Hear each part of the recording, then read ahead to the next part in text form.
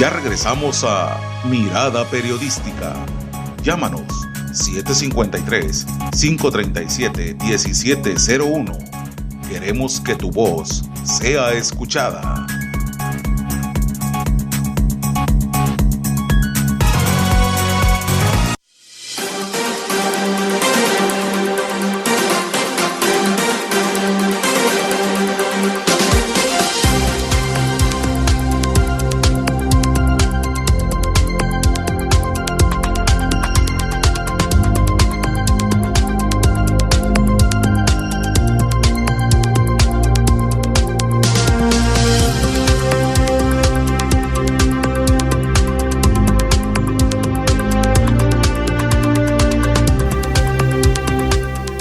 Bueno, le damos la bienvenida a Andrea Ortiz, psicóloga, tanatóloga. ¿Qué más eres, Andrea? Ya ha estado con nosotros aquí en Mirada Periodística. Bienvenida a los micrófonos de Libre Pensamiento. Pues muchas gracias, excelente día a todos y a todas. Agradecida por...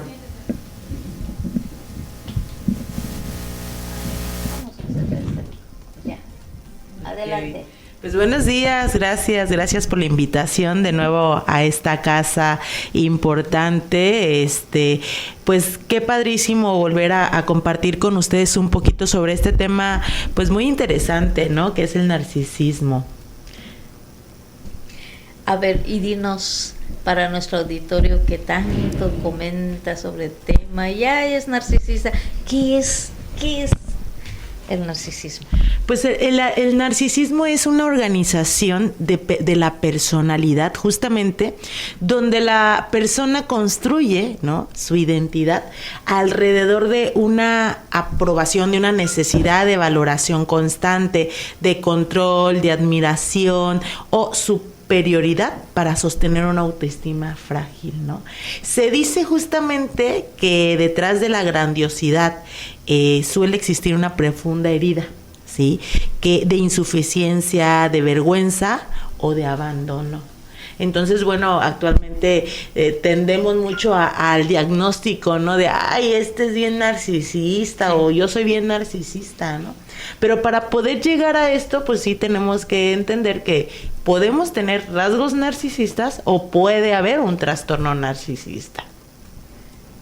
Así es. Hay muchos señales y síntomas que podemos identificar, ¿no?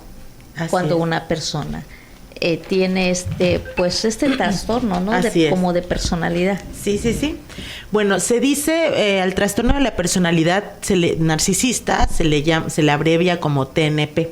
Según el manual diagnóstico, ¿no?, de la salud mental, que es el DSM-5, nos aborda algo importante, que nosotros para poder diagnosticar a una persona con narcisismo necesita cumplir 5 o más de los 9 criterios que el manual nos menciona, ¿no? Si ustedes llegaran a identificar, todos tenemos un rasgo, todos tenemos rasgos narcisistas, todos.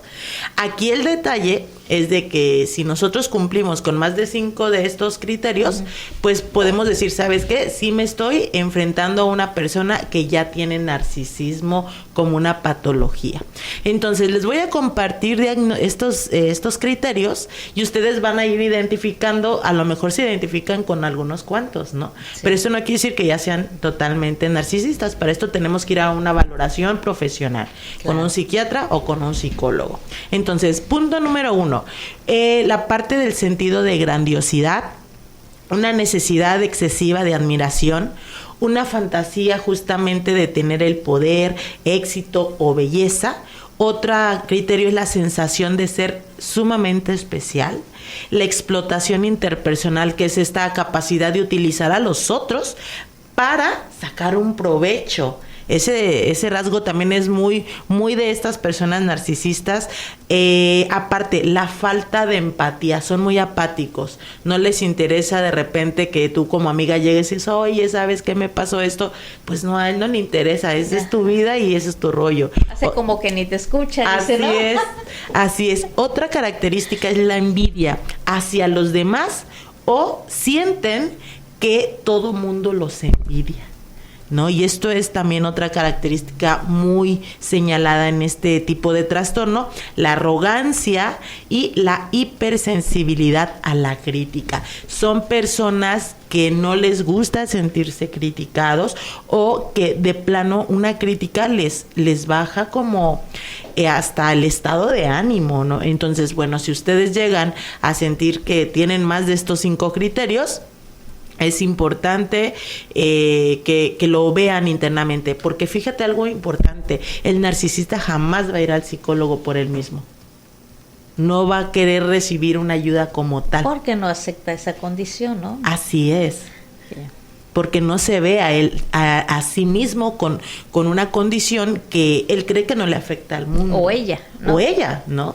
Porque Sí. aquí vamos a pasar a un tema importante, las mamás narcisistas también. Sí. Porque no nada más son las parejas, ¿no? Y está bien interesante el tema.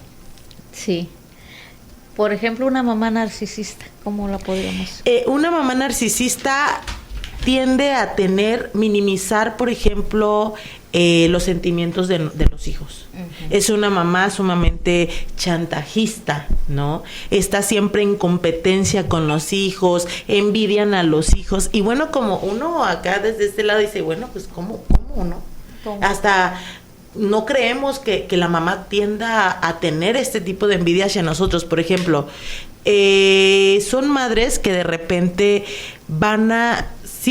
se van a sentir como orgullosas de sus hijos. Uh-huh. Cuando el hijo ya tiene una posición importante y que a ella le va a dar una posición también. Por ejemplo, cuando sus hijos son doctores, mi hijo es el especialista tal, ¿no? Uh-huh. Entonces, ¿qué pasa con ella? Les da una posición a ella.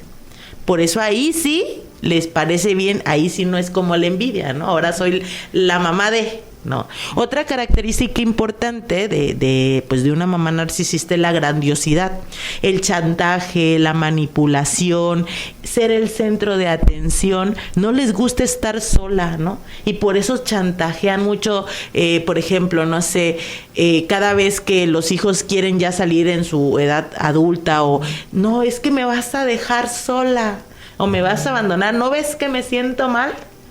Entonces de repente entran en estas dinámicas de controlar. Siempre están siendo controladoras con los hijos, ¿no? Entonces de repente, ¿qué sucede? Pues el hijo empieza a crecer con este peso encima, ¿no? Es que voy a dejar sola a mi mamá. Entonces no, mejor me quedo porque si no, mi mamá se va a sentir mal. Y entonces ahí tenemos que empezar como a identificar esta parte. Otra de las características es de que muchas mamás narcisistas tienden a descuidar a los hijos por atenderse a ellas mismas, ¿no? Y se proyectan mucho hacia afuera, mucho hacia los hijos. Por ejemplo, es que yo dejé de hacer todo lo que a mí me gustaba para darte todo a ti. Sí. Y ahí entra otra parte de chantaje y manipulación, ¿no? La falta de remordimiento. Son mamás que de repente, a lo mejor, no sé, estallan en algún momento de frustración, golpean al hijo y no tienen arrepentimiento. No van a pedirle una disculpa o un perdón, ¿sabes qué, hijo? Me equivoqué. No. Y así como mamás, papás, ¿no? Otro punto importante es que son emocionalmente muy frías. Sienten que merecen todo, ¿no? Minimizan los sentimientos, critican a los hijos, hay una falta de empatía, no reconocen los logros de sus hijos y cotidianamente se encuentran en momentos de violencia y de invalidación, ¿no? Entonces aquí es importante que nosotros como hijos entendamos que no vamos a cambiar a nuestros padres, ¿no?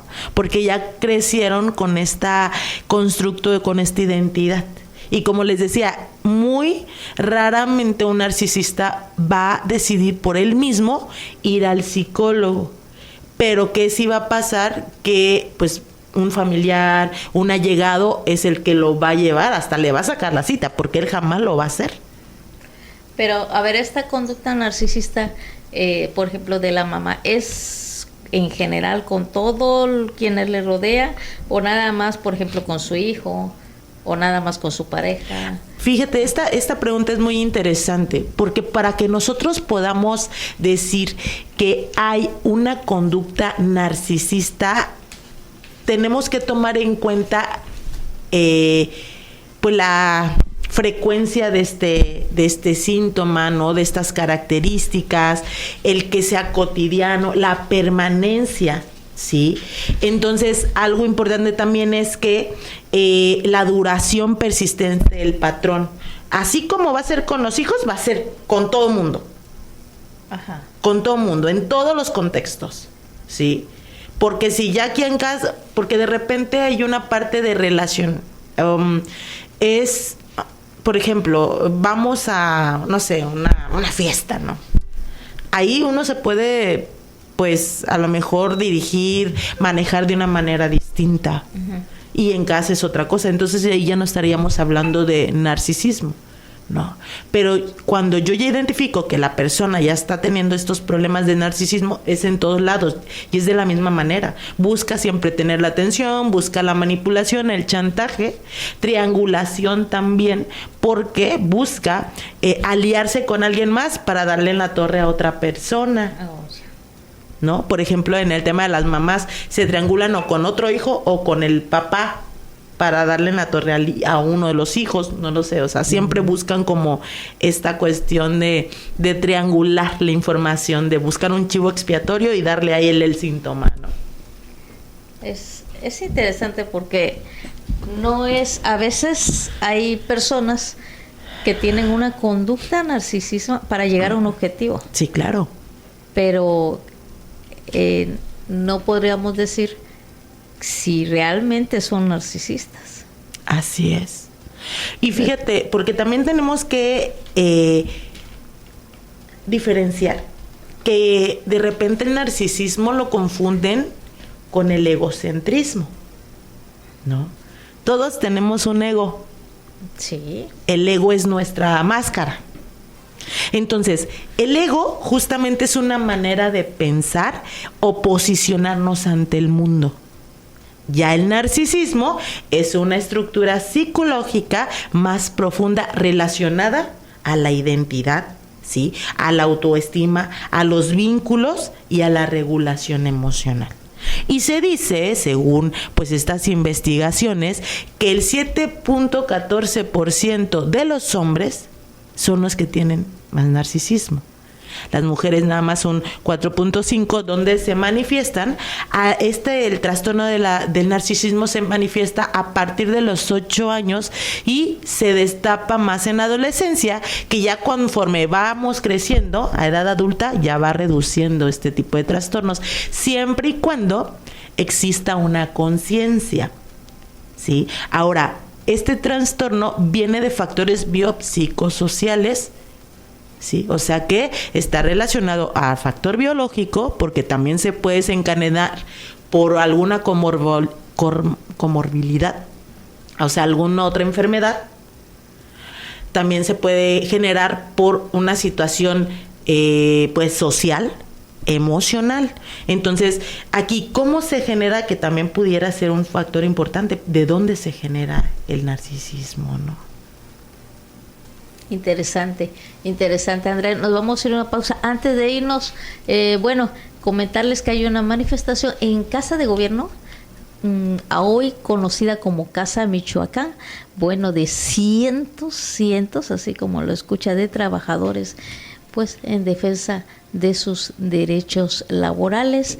Y vamos a ver en qué termina esto. Saludos a nuestros amigos de la capital michoacana, por cierto, porque si están circulando también por Casa Michoacán, seguramente van a tener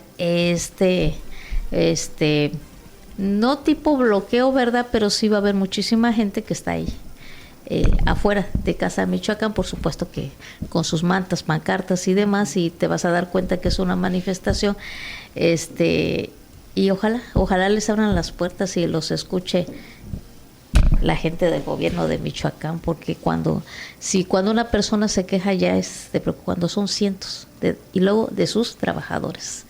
Regresamos después de la pausa con nuestra invitada, con Andrea Ortiz, y este tema, narcisismo. Estás escuchando Mirada Periodística. con Georgina Gasca. En un momento regresamos.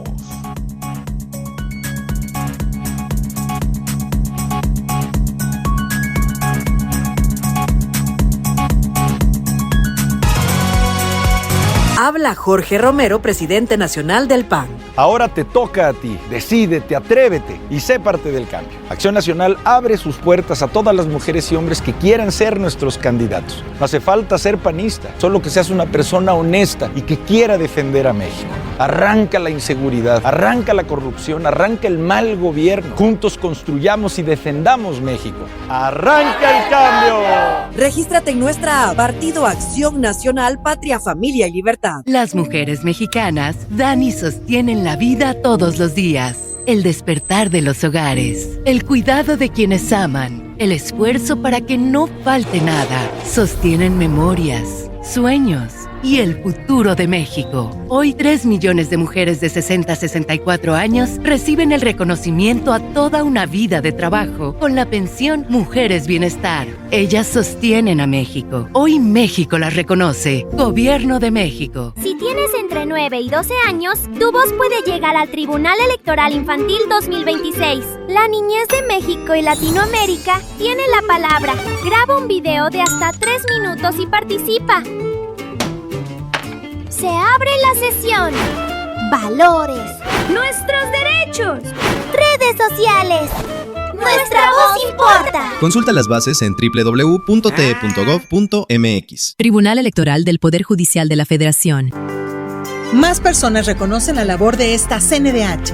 La Encuesta Nacional de Opinión 2025 lo confirma. El 71% de la población asegura que defendemos los derechos humanos frente a los abusos del poder y el 68% que sí escuchamos y atendemos a las víctimas. La CNDH hace un buen trabajo. Incrementó de 30 a 40% el número de personas que así lo creen en el periodo de 2018 a 2025. Avanzamos en la ruta correcta. Defendemos al pueblo. Ya regresamos a Mirada Periodística. Llámanos 753-537-1701. Queremos que tu voz sea escuchada.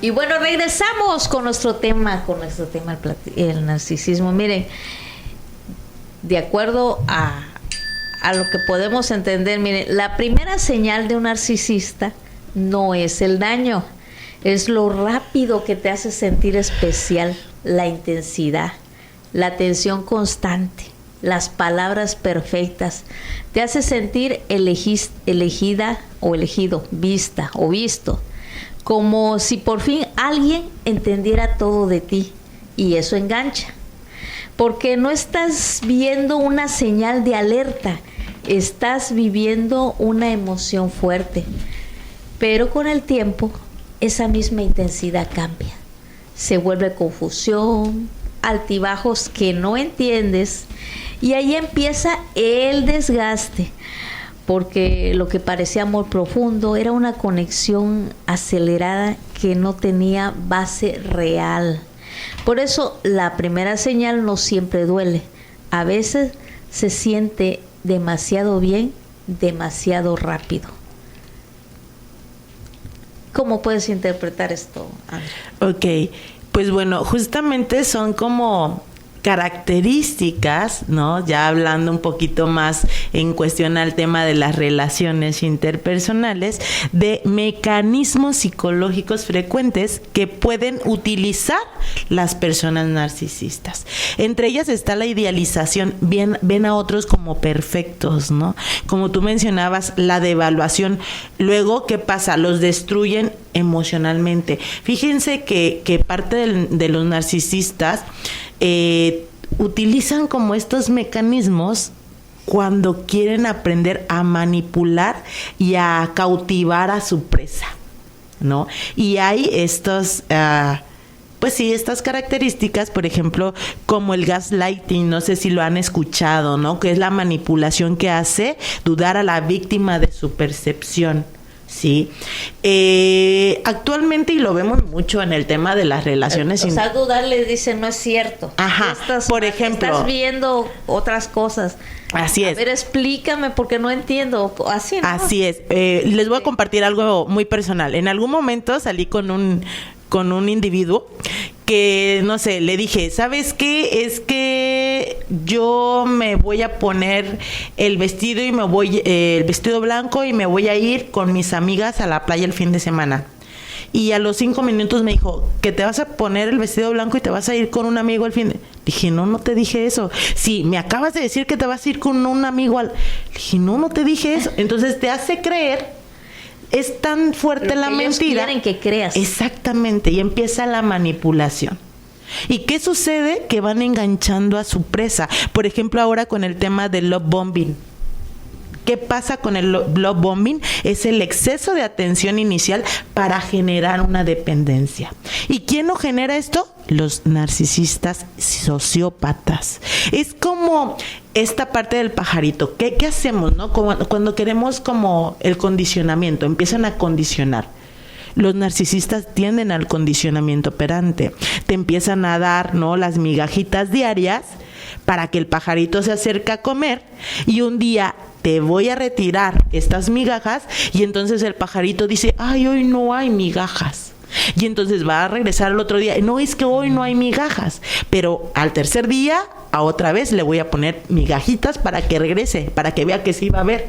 Pero entonces le voy a retirar las migajas y ya van a ser 4 días sin migajas, y entonces se empieza a generar una dependencia emocional, y es ahí donde tenemos que tener cuidado. Dependencia emocional. Así es.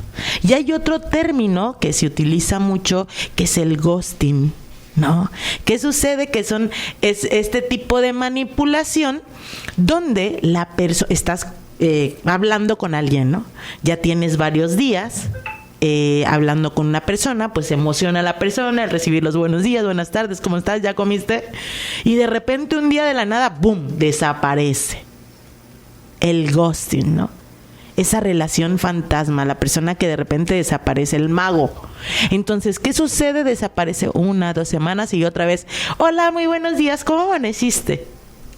¿Cómo? Ajá, como si nada hubiera pasado. Entonces dices, a ver, ¿qué está pasando, no? Pero como de repente a mí sí me gusta mucho esta persona, digo, bueno, pues, a lo mejor, no sé, se le descompuso el celular 2 semanas. ¿No? O se le olvidó, o estuvo trabajando, y de repente tendemos a justificar mucho las conductas de los otros, porque aquí tenemos que identificar algo, también nuestras carencias emocionales, porque estamos aceptando cierto tipo de relaciones cuando yo sé que me van a causar un daño. De conductas, ¿no? Así es. Y hay comentarios, fíjate, dice a Silvia, dice, las mujeres deberíamos de querernos más, habla como mujer, ¿verdad? Claro. Hay tantas señales que tú no ves, señales que dejas pasar. Cuando las personas que te rodean te advierten, debemos tomar en cuenta que algo no está bien. Así es. Y es que uno ya lo sabe, pero somos necios, dicen por ahí, ¿no? O quieres depender, o sea, tienes ese vacío, ¿no? Así es. Y tratas de justificar algo que tú sabes, pues que no es normal. O que no debe de ser así.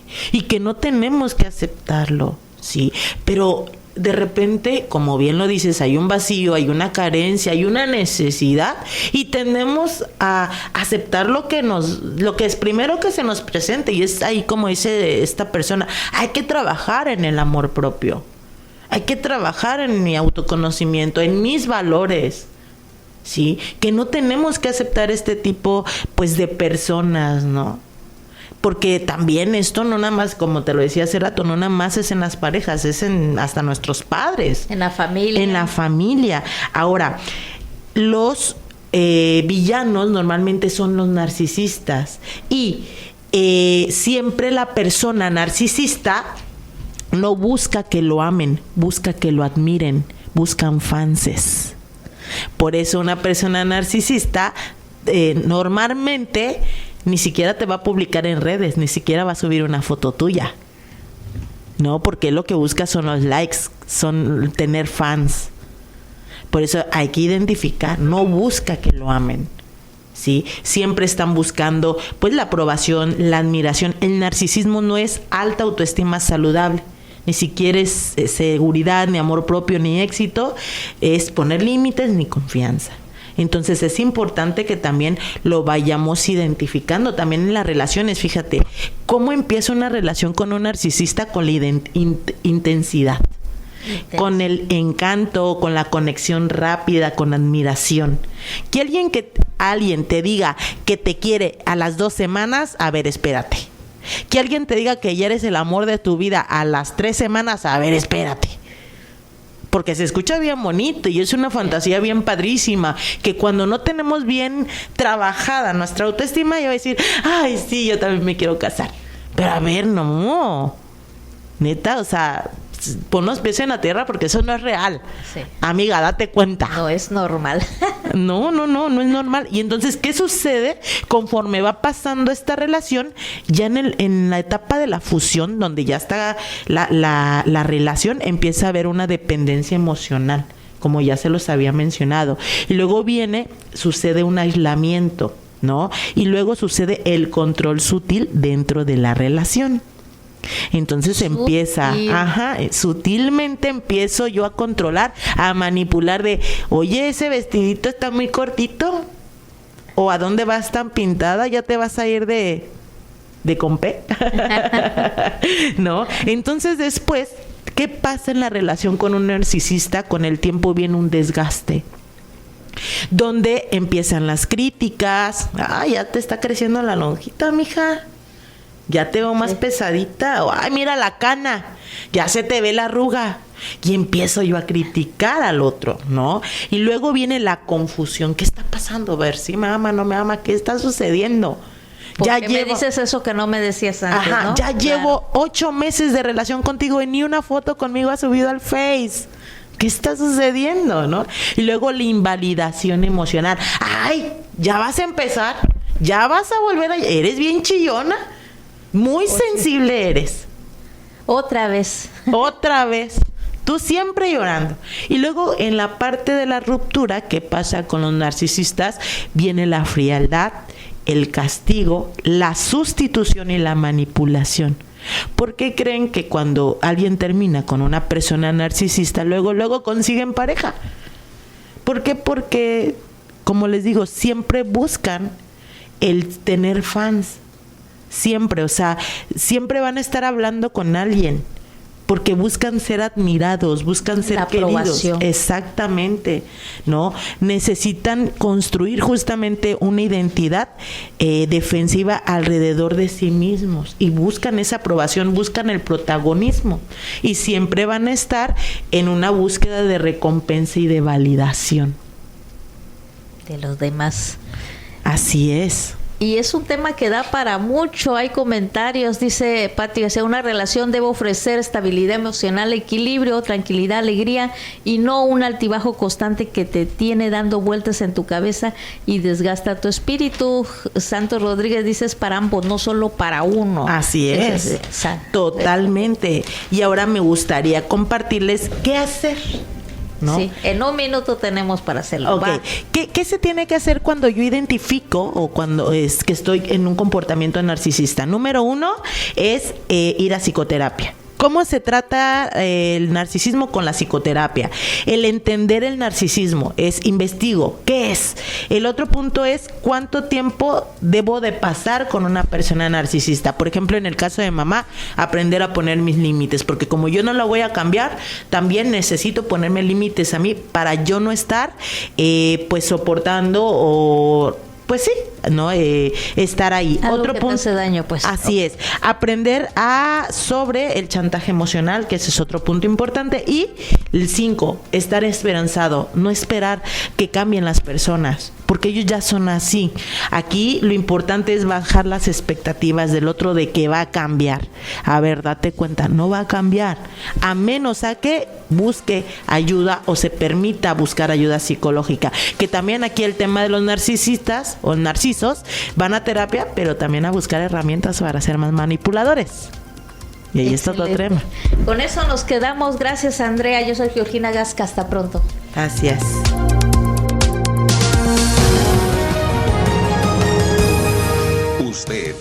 ya está informado. Le invitamos a escuchar nuestra próxima emisión de Mirada Periodística, donde le damos vida a las noticias.